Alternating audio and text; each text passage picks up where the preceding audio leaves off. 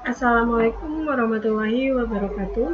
Perkenalkan, nama saya Nuratiah, mahasiswi Institut Bisnis Muhammadiyah Bekasi, Fakultas Ekonomi Bisnis, jurusan Akuntansi semester 4. Kali ini saya akan menjelaskan materi tentang peluang dan distribusi peluang guna melengkapi tugas akhir mata kuliah Statistika Bisnis. Di masa pandemi seperti ini, saya harap teman-teman semua selalu diberi kesehatan dan lindungan oleh Allah Subhanahu wa Ta'ala. Baiklah, saya akan memulai menjelaskan materi tersebut. Dimulai dari pengenalan materi peluang dan distribusi peluang. Peluang adalah suatu cara untuk menyatakan kesempatan terjadinya suatu peristiwa. Peluang terjadi karena adanya percobaan dan kejadian. Distribusi peluang dikatakan sudah terbentuk jika semua peluang dari setiap variabel acak berjumlah 1. Variabel acak dapat diklasifikasikan ke dalam variabel acak diskrit dan variabel acak kontinu.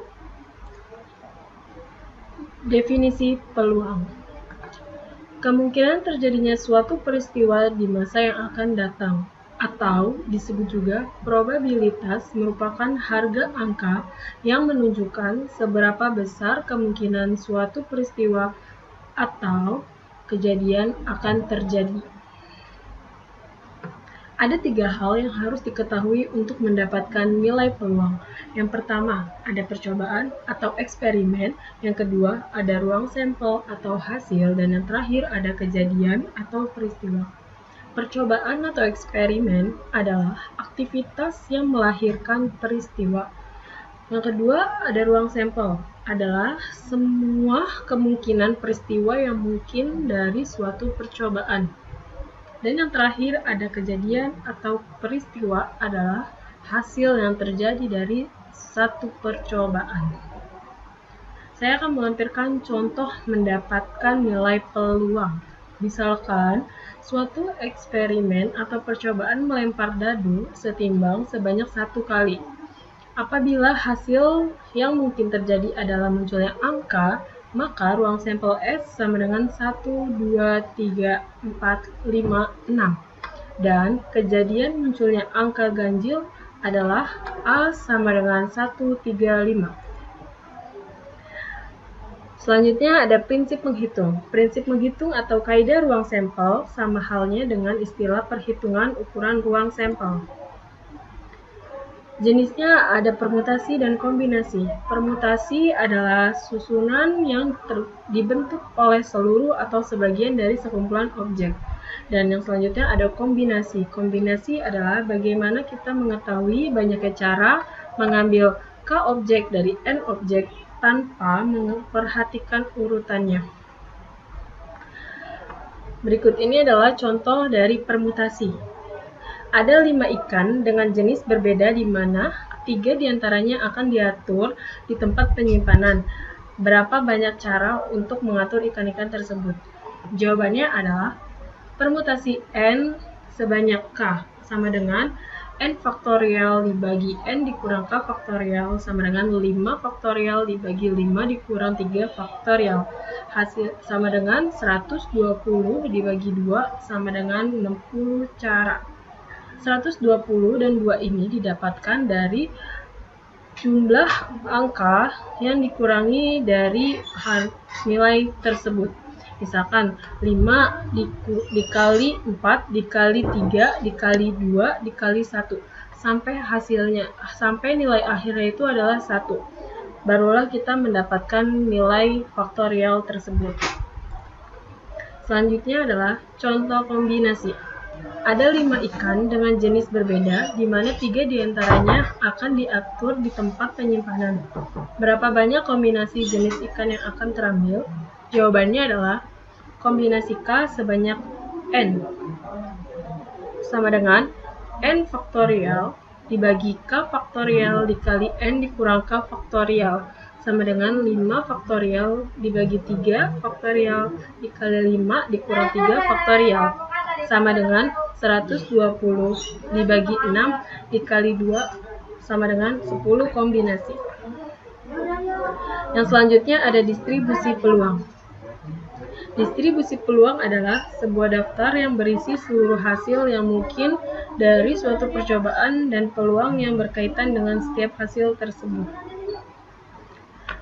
Definisi variabel acak ada 3, yaitu variabel acak diskrit, dan variabel acak kontinu. Variabel acak adalah menyatakan kemungkinan nilai numerik dari suatu peristiwa atau percobaan.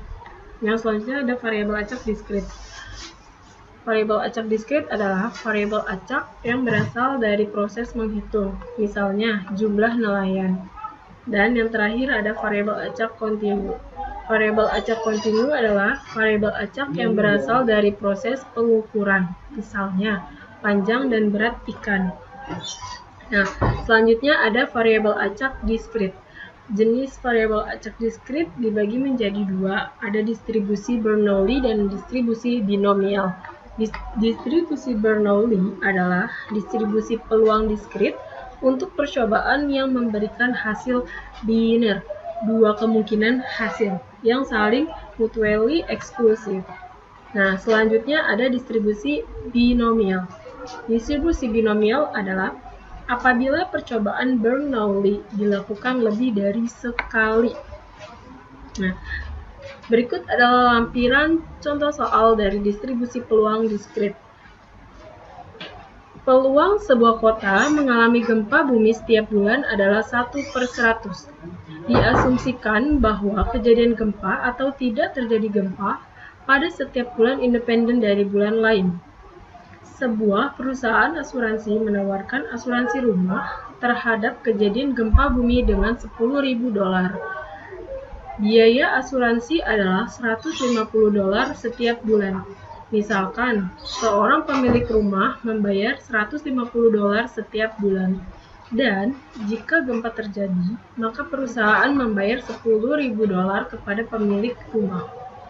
Dan, pada tahap ini, kontrak antara kedua belah pihak akan berakhir. Berapa keuntungan yang diharapkan perusahaan dari asuransi sebuah rumah? Jawabannya sebagai berikut. Misalkan, X adalah jumlah bulan sampai sebuah gempa terjadi. Keuntungan perusahaan asuransi adalah Y sama dengan 150X dikurang 10.000. X adalah peubah acak dari distribusi geometrik dengan P sama dengan 1/100.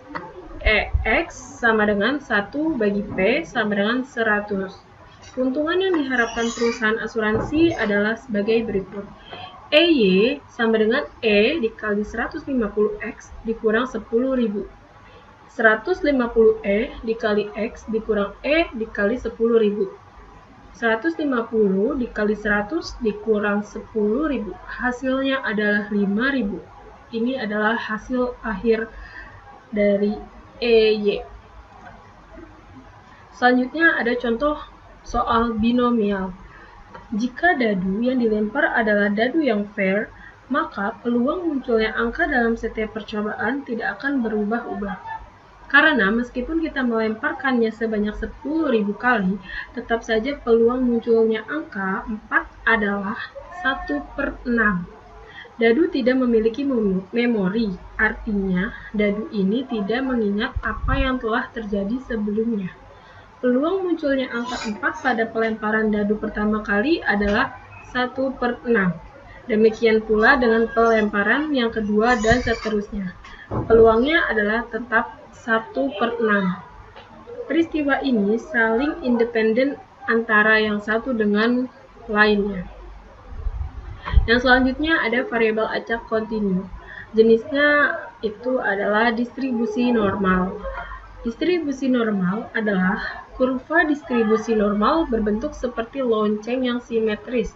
Persamaan matematika distribusi normal bergantung pada 2 parameter, yaitu rataan dan simpanan baku.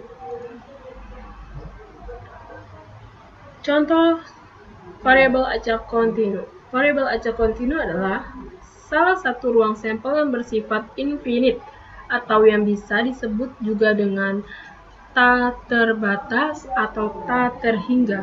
Jadi, sampel yang didapat itu termasuk ke dalam bilangan tak terhingga. Contohnya, di sebuah desa di daerah Purworejo, terdapat sebuah peternakan sapi yang mayoritasnya kelas sapi jumbo. Peternakan tersebut diberi nama Setia Farm.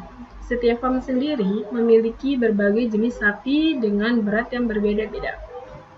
Ada sapi yang memiliki berat 1,50 ton. Untuk berat segitu, sudah dapat dikatakan sebagai sapi jumbo. Tetapi, setiap farm memiliki satu ekor sapi yang beratnya lebih besar dibanding yang lain. Sapi terbesar yang dimiliki setiap farm saat itu diberi nama Grandong dengan berat 1,390 ton. Sekian materi yang dapat saya sampaikan, kurang lebihnya mohon maaf. Wabillahi taufiq wal hidayah. Wassalamualaikum warahmatullahi wabarakatuh.